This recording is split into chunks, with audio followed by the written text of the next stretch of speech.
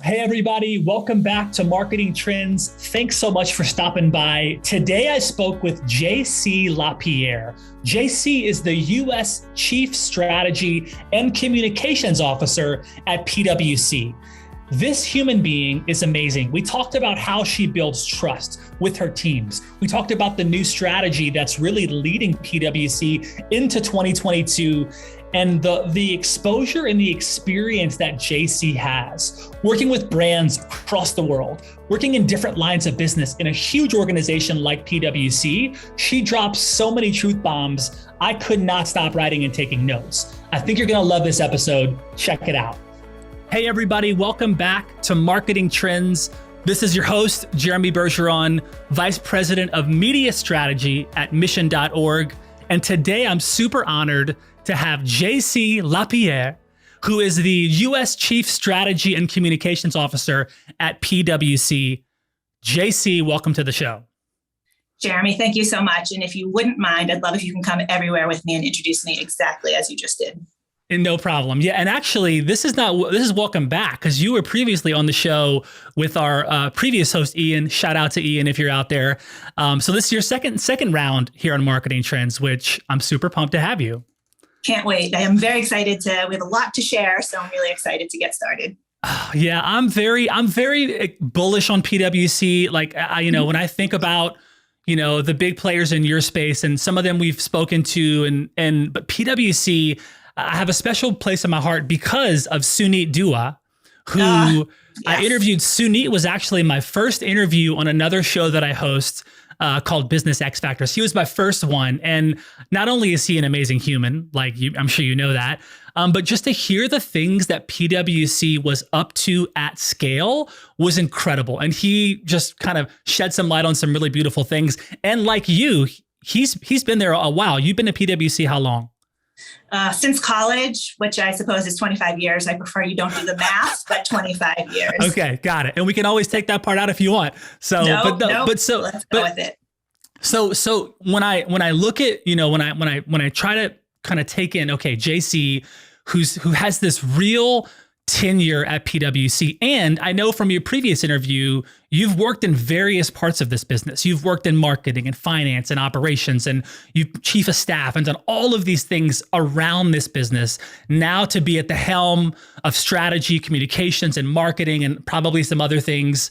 I just want to know, from my perspective, to commit to PwC for that long in a world that's changing rapidly, in a world where there's 100,000 things you could have leaped off and done and created. You chose to stay on this really wild wave and ride it to this current space in your life.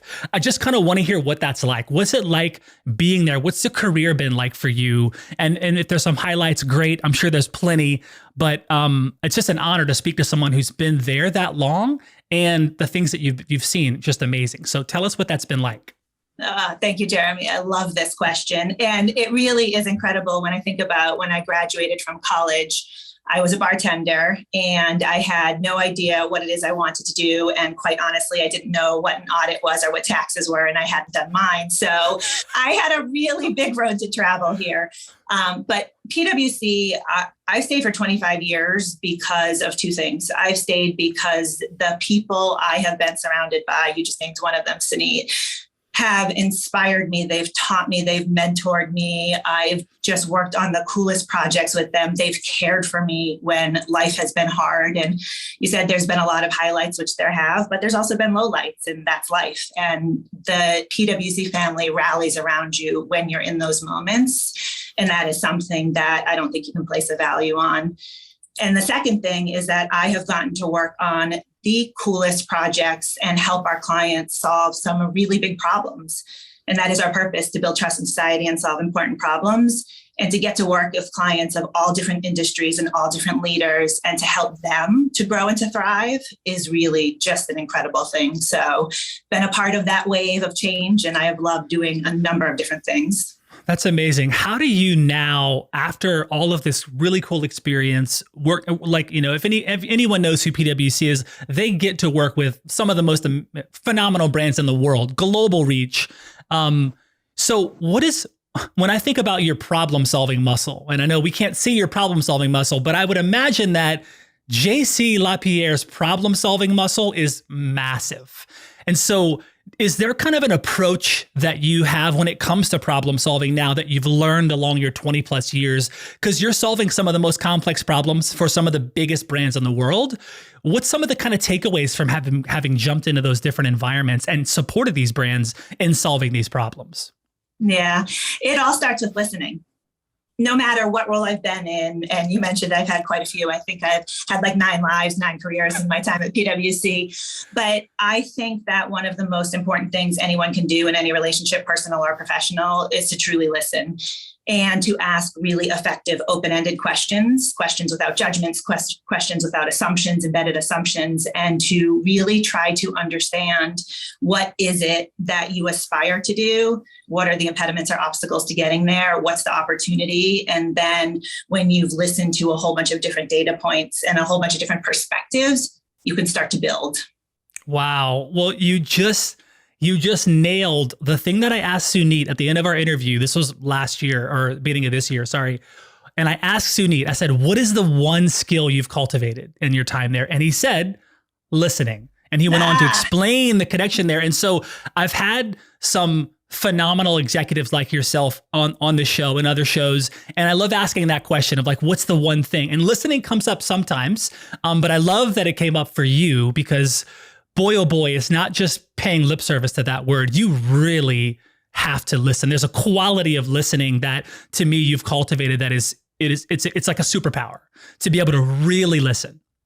And not just me, but my entire team, as the person that gets to be the guardian of our purpose and to get to tell the story of PwC to every one of our stakeholders, internal and external. And again, everything at PwC is a team sport. I don't do any of this by myself. We have to listen, and you have to listen in big ways and small ways. You have to listen through formal channels. You have to listen through informal channels. Before I jumped onto this, I was in what I call coffee chat with about 15 members of my team. And I do them 3 times a week. And I just open sign up for 15 people, max of 15 people. Just jump on in if you want to just have coffee and talk for an hour. It is one of my most effective listening channels. It takes time, it takes effort to listen. But if you really pay attention, my team tells me what I need to do. My team tells me how I need to communicate better. They help tell me what steps I need to take to make it better for them and to help us have more impact to driving our results. But it all starts with taking the time and creating the spaces to listen. I love it. And I feel like we could talk about listening a lot because it's just so valuable. And because you're such a badass and we have you today, I want to keep circling around this a little bit because other chief marketing officers, other marketing leaders and executives that will listen to this show, that's who our audience. It's folks like you across the Fortune 500 and beyond. And I know that hearing from you is going to be very valuable. I'm curious about this intersection of listening, but then also execution, because you know better than most leaders that we're moving at. There's a velocity that's happening. It's incredible. Yet we have to pause. There has to be some moment of, what are we going to do? Then you have all this innovation, this technology, and this team. And if you slow down for a minute, there goes your competitor. How do you kind of balance that intersection of yes, listen, but then execute? And because to me, you can act too fast and then, we should have waited, or the other. And I'm curious how you navigate that. It's an incredible question. I'm not sure that I have the answer, but I'll share a few thoughts. I think one of the things is to make sure you know where your North Star is. Right? For me, it's so important. And that's why when we rolled out our new strategy, the new equation, it was so important to spend time explaining to everybody why. And ultimately, the new equation is our fundamental belief that all companies are going to have to contend with building trust with their stakeholders and driving sustained outcomes as they move forward in order to continue to be able to thrive. And when you share that North Star and people truly understand where they're headed and why that is so important and why we believe that, I think it makes it much easier to determine when you can act and when there's a moment, an inflection point that there's something that needs to be said versus when you still need to listen to inform your point of view. And so the pace is moving so quickly. In fact, too quickly for many of us. The velocity is only increasing. And I think too often we get caught in the activity rather than taking a step back and reminding ourselves, what is it that we're trying to work towards? Okay, we're talking about data and cybersecurity, which is hugely important, but take a step back and remember we're talking about it because it's how do you build trust with your stakeholders? How do you build trust with your consumers? How do you build trust with your employees? How do you build trust with your investors?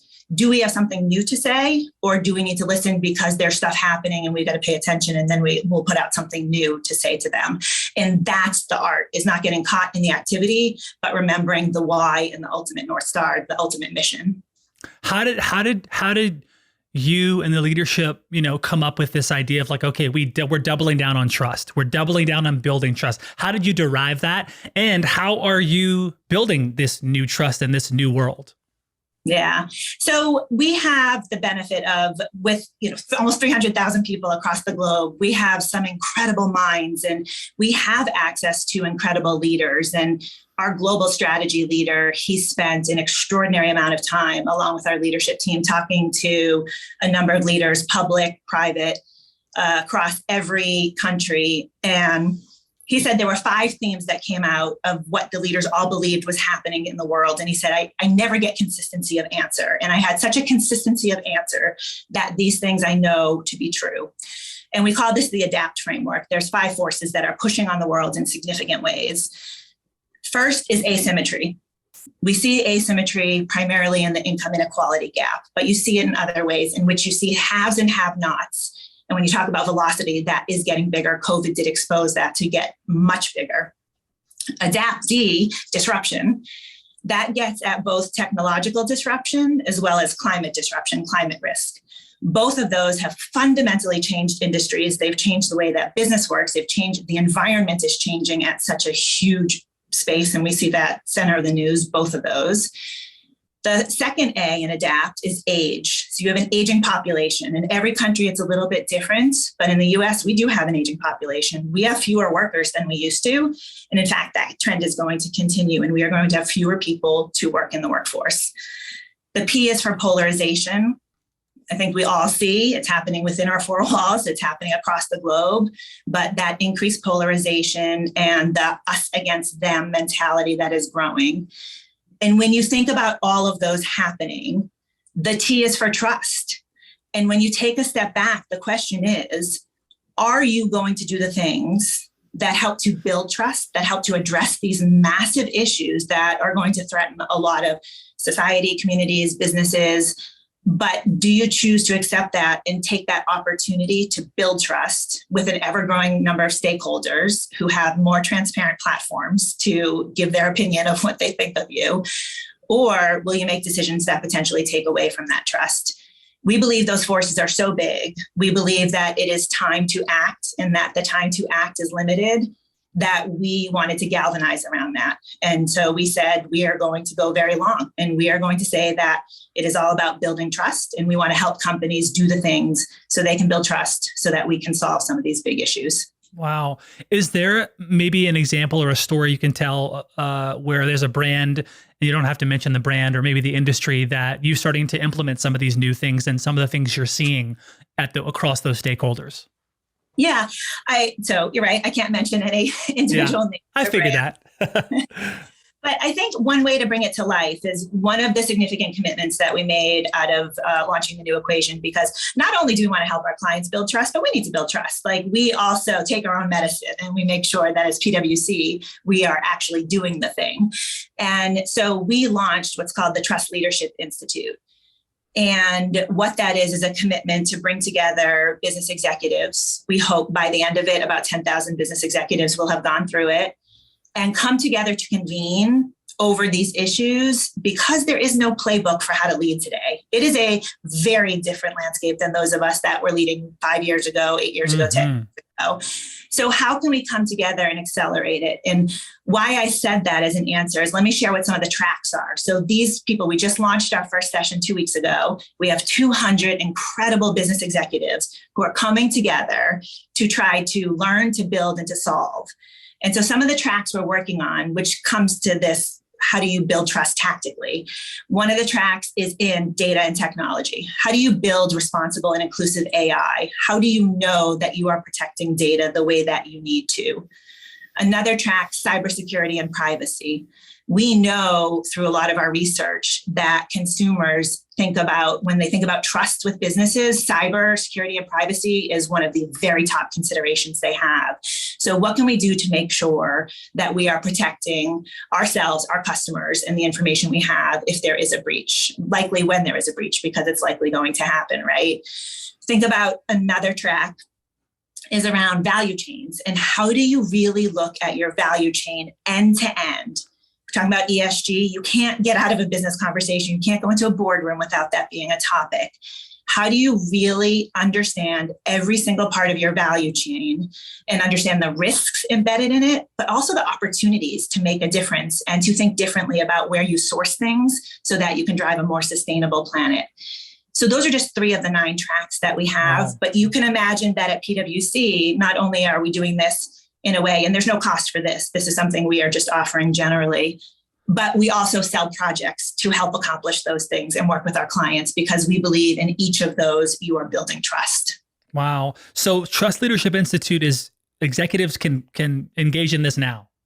They sure can. We will run 3 to 4 cohorts a year. Okay. And we have reached out and we've been spending time with a lot of business executives. We've had a number reach out to us as well. And we, like I said, we hope to have 10,000 through. We aspire to have 50% of that audience be diverse, whether women or racially and ethnically minorities. So we are thrilled. And I was at the launch 2 weeks ago where we kicked it off, and I'm just super excited for the power that the business community can create. I really believe this is an opportunity for us to all step up.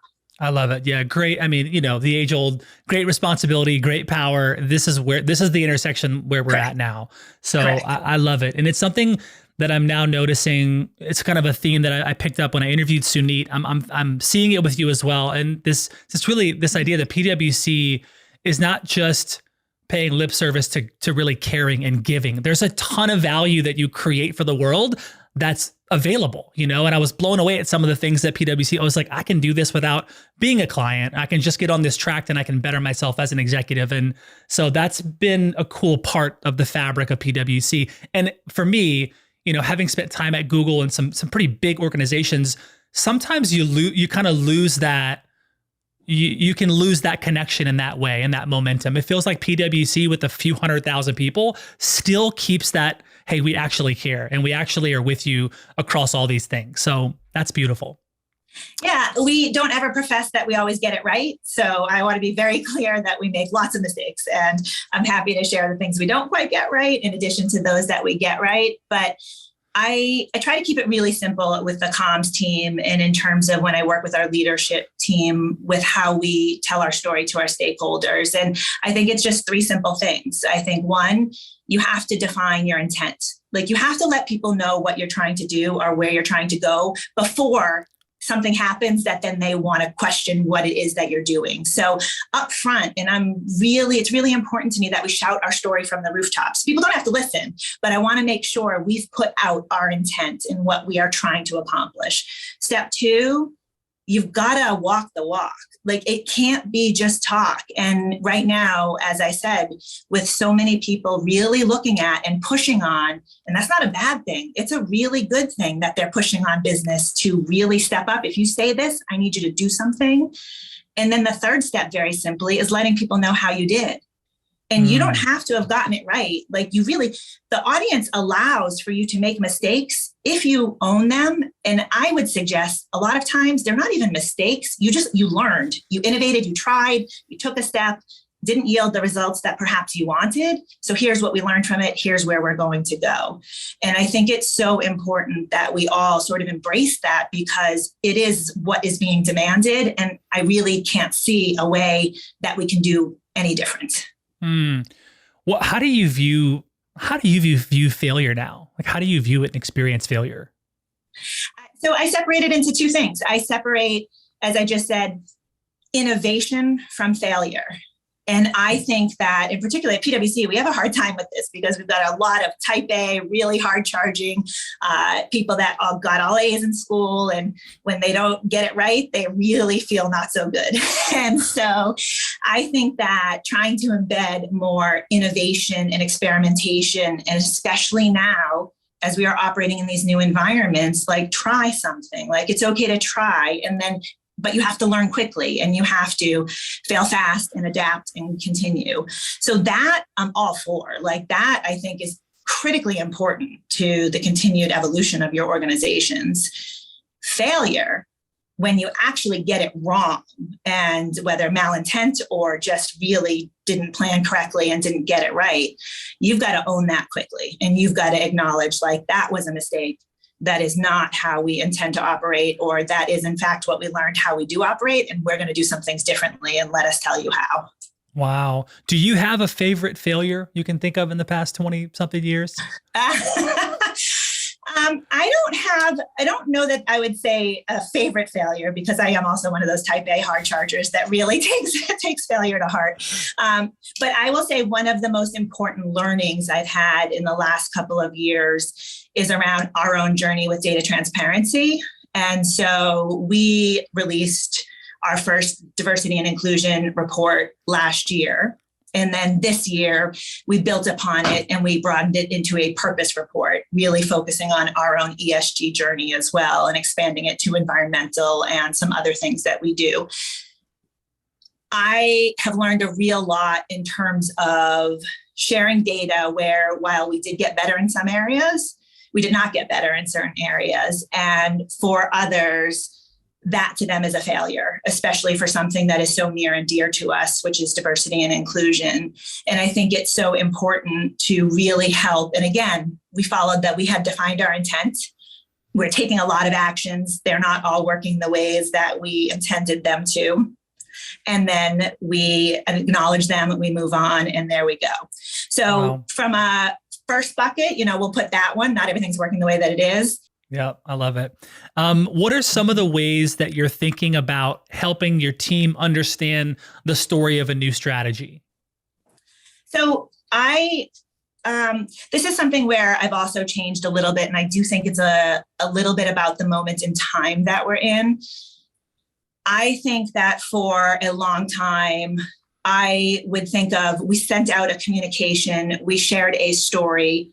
Now it's time to make it better and to build. So you go from awareness to build very quickly, and then you continue on the build journey.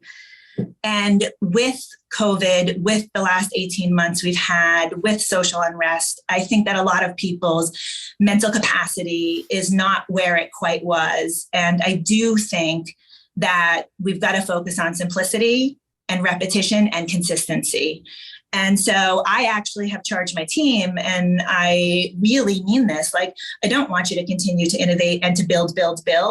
Like, we have a story. It's a really good story. We just got to keep telling it. Like, let's keep going with the consistency, and let's try to make life as simple as possible for others, because right now life doesn't feel simple. And I think that the folks that are going to be heard are the ones that make it really simple and easy to be heard.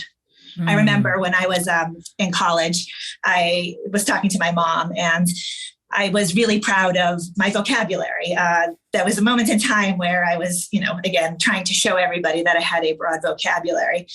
And my mom called me and she said, I was using a bunch of big words. And she said, you know what? She goes, you really just sound like an a-hole. And I said, what? She said, the point of talking is to be understood. She said, I don't understand why you're trying to make things so complicated. She goes, keep it simple and don't try to be something more than what you need to be. And wow. So it's that advice that keeps coming into my ear when I think about right now how to be heard. Man, that's something that I keep hearing just regarding scaling organizations is simplicity. It's like simplicity is what scales. You look at some of these folks that are going from 7 figures to 8 and 8 to 9 and 9 on up. And it's like you as you look at their story in the arc, you realize how they have done their best to remove unnecessary complex things and keep it simple, like through the fabric of the organization, in finance, in operations, in marketing, in sales. Like, how do we keep it simple? And then to your point, how do we do that and tell our story and connect and keep telling that story and support people through that? Are there some permanent changes you've made at PwC regarding this long-term strategy since the events of last year and a half? You've talked about some of them, but what are some of those permanent changes? Yeah, so the most recent ones are really around our workforce.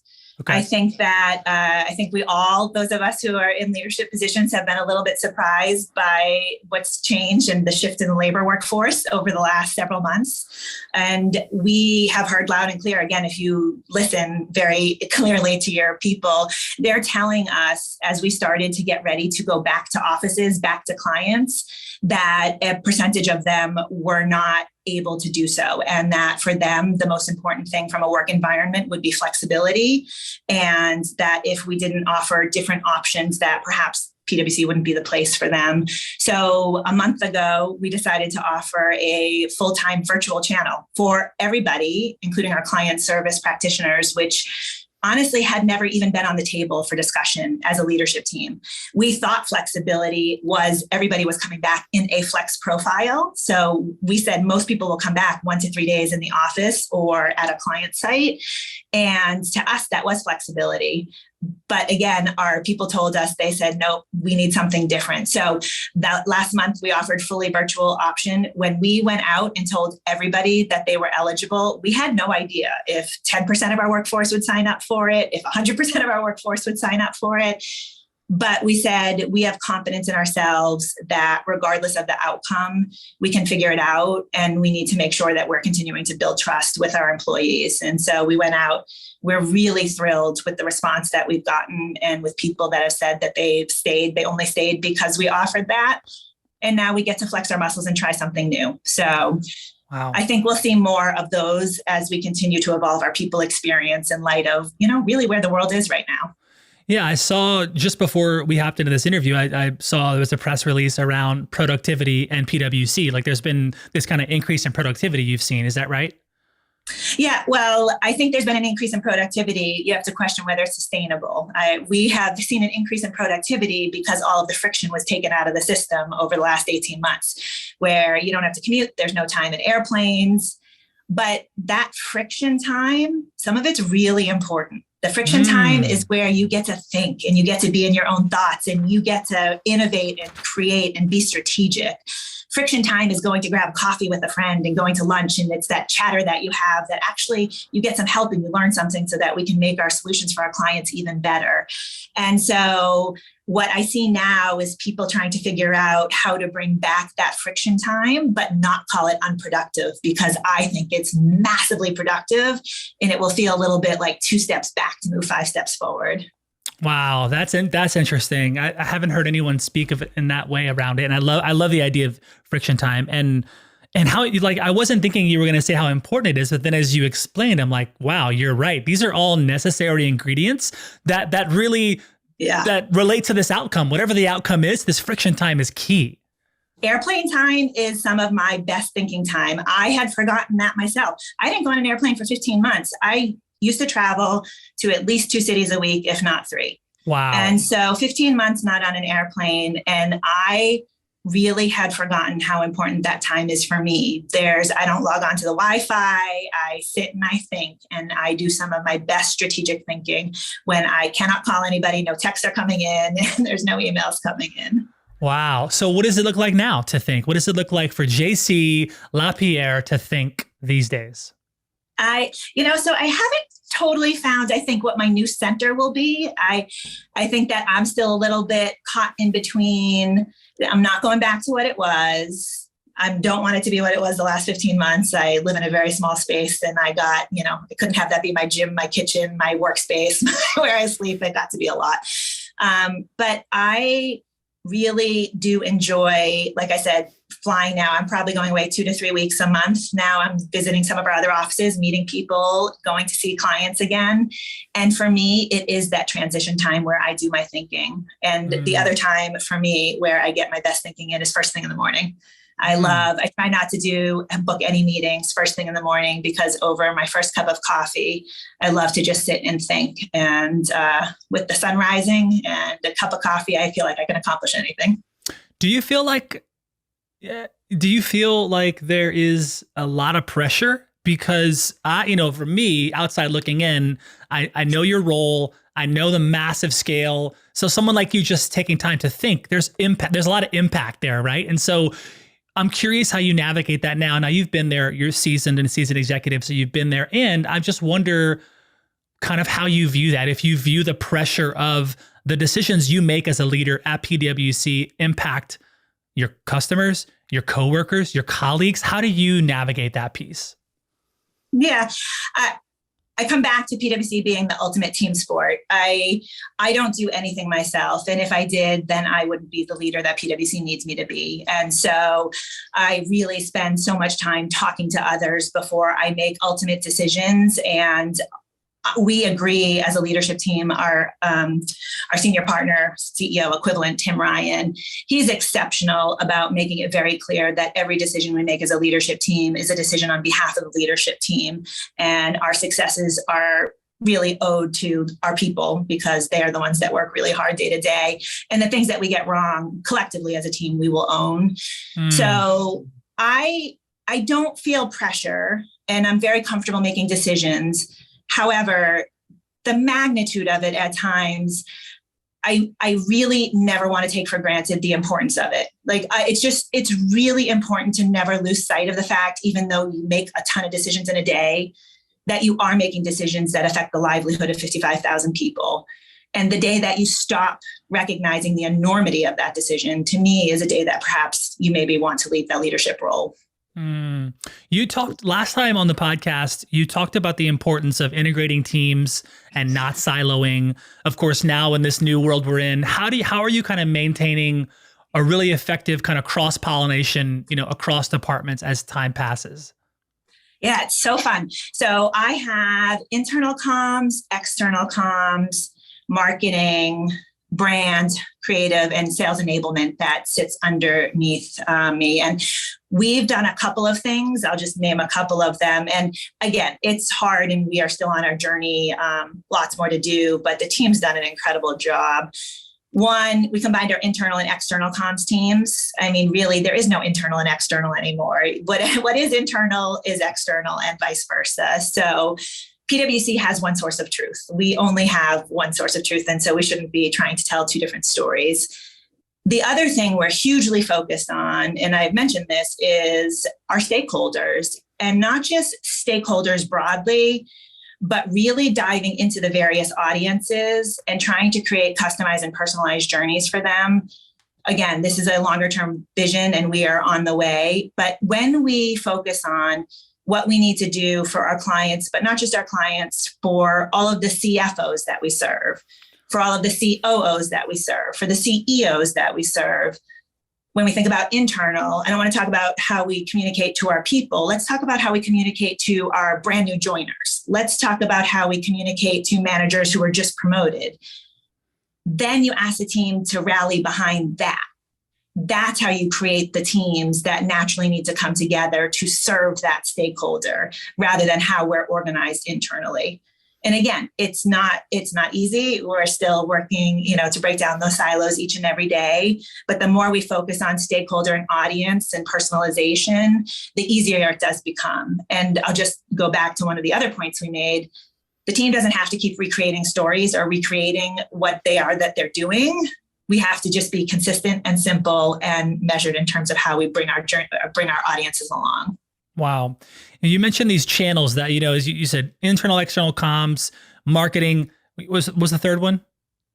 Sales enablement. Okay. So, as you describe those things, I'm thinking those are each their own fire hose.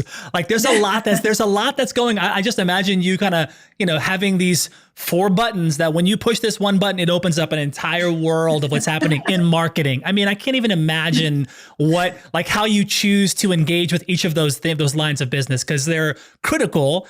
And I know organizations that are big that have one person devoted at the top to each of those. You're devoted to, to all of those at the same time. And so how do you ride the wave of what's going on inside of these channels? Because there's so much globally at scale with all these brands. You must just meditate and find this just peaceful Zen flow. I mean, that's just amazing. I feel that. I'm like, I don't know. I just plug in at night to the matrix. I don't sleep. So, I have incredible leaders over each of those. We have a marketing leader, we have a comms leader, we have a sales enablement leader, and then they have leadership teams. And I really trust and empower them to run and to do what they need to do. We bring them together often. I'm meeting with my leadership team at 2:00 this afternoon. And we stay really connected to each other and we communicate nonstop. And I think to me, key to any relationship is communication. And I think that it's in how you communicate. If I spend an hour with each of them every week and we spend an hour together as a team every week, and everyone knows their mission, everyone knows their objectives, then they know, reach out to me when they have big hurdles, big obstacles, reach out to me if you need me to celebrate somebody's success, but I trust you to go and to run. On that idea of trust, that, in the last time you talked about the trustworthiness of the PwC brand. What does kind of the early 2022 portion of this bigger campaign look like in terms of messages and channels you're going to be using? Yeah, such a great question. So we will continue to build on our campaign. So when we launched the new equation, we did want to do something different and show up differently in the marketplace. And so we put a big campaign out into the market. We exercised all of the different channels that are available. And I think we had 6,000 of our people post the same day about the new equation and launching it, which was incredible. Wow. And going into traditional media, going into non-traditional, even looking at streaming channels, building partnerships. So we have done wave 1 and wave 2, and we now are going from awareness to build. So what that looks like, if you think about our core message, we, PwC, we are a community of solvers that bring the best of humans plus tech to help our clients build trust and deliver sustained outcomes. We will continue to build upon that and go deep in some of the areas where we are bringing the best of humanity plus the great parts of technology together to bear to do that. We will pick specific areas like cyber. We will pick specific areas like how we are helping people to reimagine their value chains. And we will continue to build in telling the stories of how we stand ready to help our clients as they need to do those things. We do have a number of new partnerships. Again, some you might expect, some you might not expect. Places like Fortune, Wired, Blavity, NPR, The New Yorker. And we'll continue to use our people. I think our people are some of our best brand ambassadors, and making sure that they feel confident, not only in telling our story, but that they are enormous parts of the story and they're executing our story and they're building that strategy every step of the way with us. Are they still called citizens? We did have our citizen-led effort. No, now we're a community of solvers. I love that. Okay, because I remember there was we talked about citizens a bit with Sunit. Okay. We definitely talked about that, because with the last strategy we had was called Your Tomorrow. And that's when we digitally upskilled the entirety of our firm. And so we had an enormous citizen-led upskilling effort, which was awesome. Incredible. Yeah. Yeah. Sunit helped lead that, and he did a phenomenal job. So also you mentioned about this Hulu campaign in the last interview. There was like a new campaign. Has your thinking about streaming advertising changed? So I know it's unexpected, and that is part of what we want to do, is show up in unexpected ways. I think that the way people consume information has really shifted. And I think that we broadly, not just we PwC, aren't sure what is going to land and what are the best channels to use. And so we are going to try everything. And honestly, that work with Hulu and streaming is outperforming all of the metrics that we set out for it. We're also looking at, and we are starting a TikTok channel. We are going to go to a whole bunch of different places so that we really can understand how information is being consumed and what is the easiest way to share our messages with people that might be interested in hearing them. Cool. I love it. So nothing's off the table. Anything to reach and connect with the audiences. There's probably a couple of things that are off the table. Okay. So in terms of, metrics that are important to you in your role, because I know that you oversee a couple of big things. What are some of the metrics, these top line metrics that you look at? Maybe it's daily metrics that you look. What do you care about in terms of metrics? And the second part of that question is, what what technology are you using to give you that visibility? What technology really helps you in being the leader that oversees comms and marketing and and sales enablement? Like, what does that look like? Yeah. So we've built our own technology internally to pull together all of the various systems that we use to create our leadership dashboards. So it is something that we've done ourselves. I think, and again, this gets to the point of, as a leadership team member, our metrics are the same metrics as across the entire firm. First and foremost is quality. Like, it is our job. We have a responsibility to the capital markets. We have a responsibility to people that trust their money with organizations and with clients. And because we provide those critically important services, quality is the most important thing that we do. So we measure quality, and that is full stop, the most important.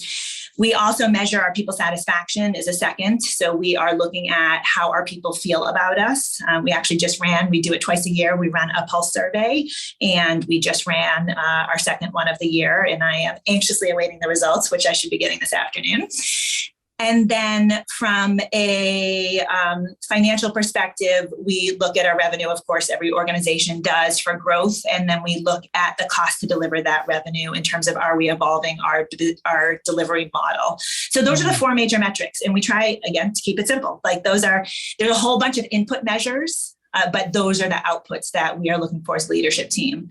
For me, in my role, if you dig down and go a level deeper, I think, to no surprise, from a communications perspective, I am looking at strategy adoption. So my internal communications team, the way that we measure is, are the different steps in our strategy being adopted by what percentage of our population? And is that continuing to move and trend in the right direction? For our marketing and sales enablement team, we really are looking at our brand. So our brand health, and how are we being perceived by the market? And are we starting to shift it with respect to our strategy and where we're headed?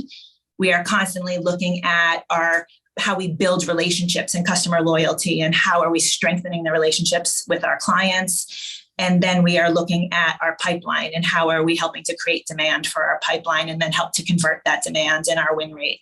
So those are all the areas. And again, there are metrics below each of those that I look at.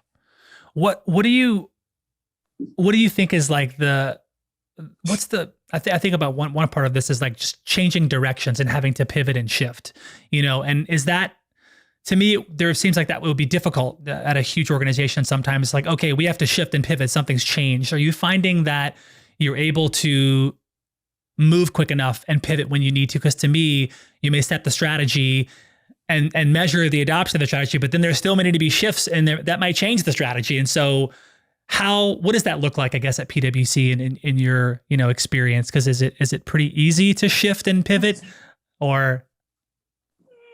I think that it depends. I would say it depends on if it's a small step or a big step. I like to consider it. Change is inevitable, and in today's day and age, and there's such a negative association with the word change. And so we try to talk about it as we're taking steps together, and we're always going to be taking steps together on this journey as we evolve, as the world evolves, as what our clients' needs evolves.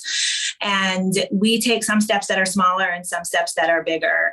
And I would say our organization got really, really good at small steps, where we can take a big problem and break it down into smaller steps, and then bring everybody along and say, for this 6 months, we need you to focus on this. And the digital upskilling was a perfect example. The first 6 months of digital upskilling, all we asked people to do was take an assessment to baseline your understanding, and then take 2 learning modules.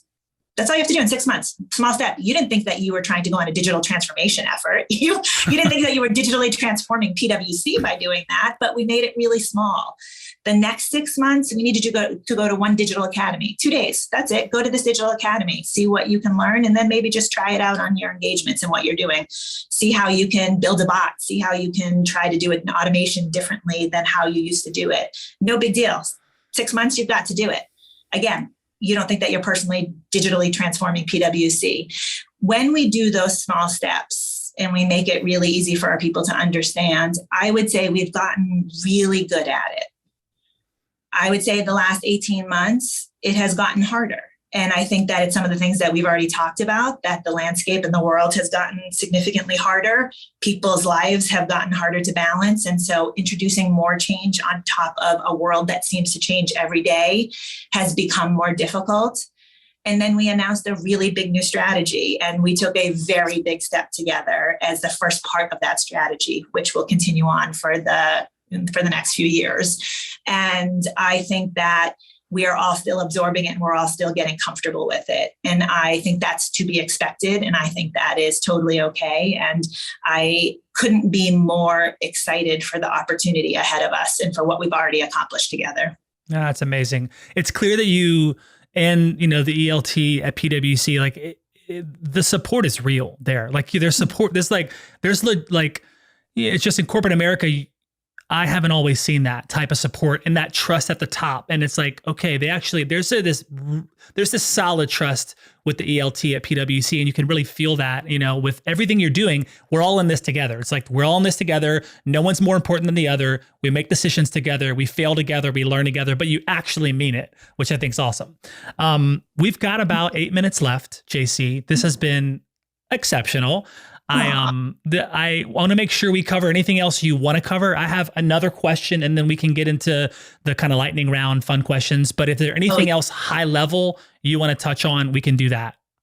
Yeah. The only other thing that I would say is, I think you talk about trust, and it seems such a big esoteric thing. And you talked about the adapt forces, which when you think about them, they also become very overwhelming when you think about the things that we have to contend with as a society. And I, like my counterparts on the leadership team, get the incredible privilege of talking to a lot of our clients. And we talked about the responsibility for business leaders. What I am so optimistic about as we end 21 and we start to move into a new calendar year is this genuine desire to do different.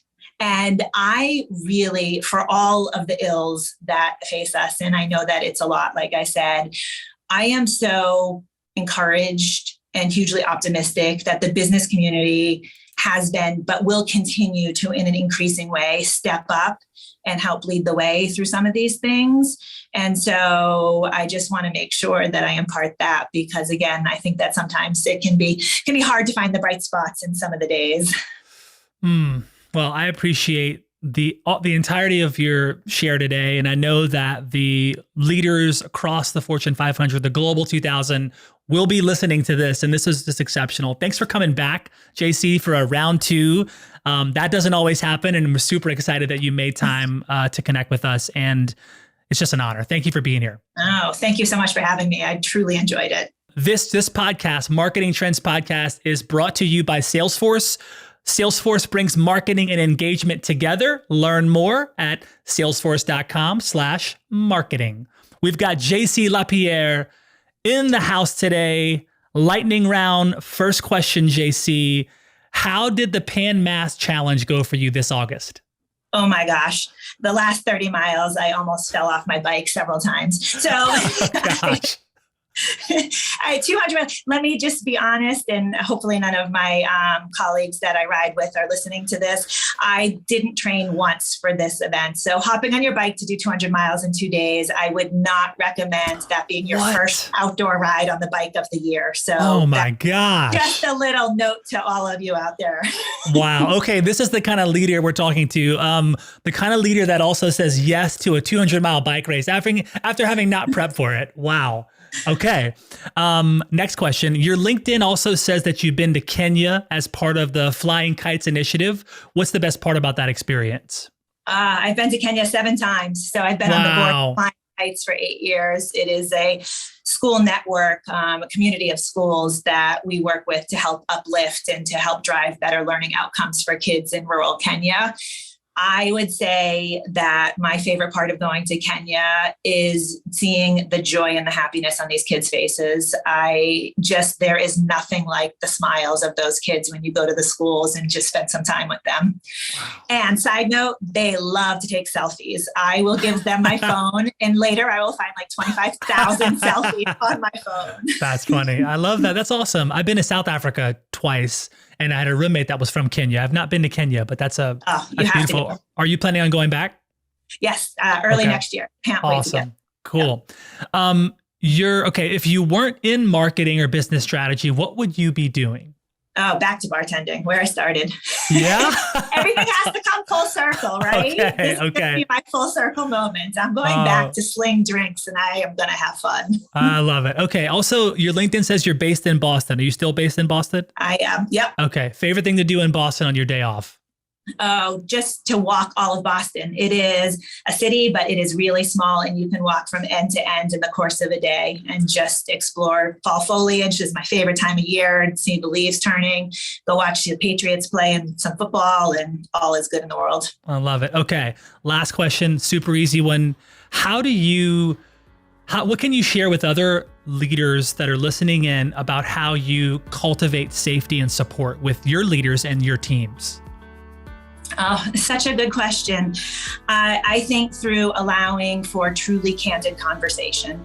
I think in making sure that you create a space where your leaders can show up as who they truly are, but where they can feel safe telling you anything when they don't quite get it right, when they have questions that they don't know the answers to, but making it really safe by showing your own vulnerability and making sure it's clear that you also don't have all the answers and that you have those same thoughts daily with your boss, but to make it really clear that everything is on the table if it's in the pursuit of doing better for each other, for our firm.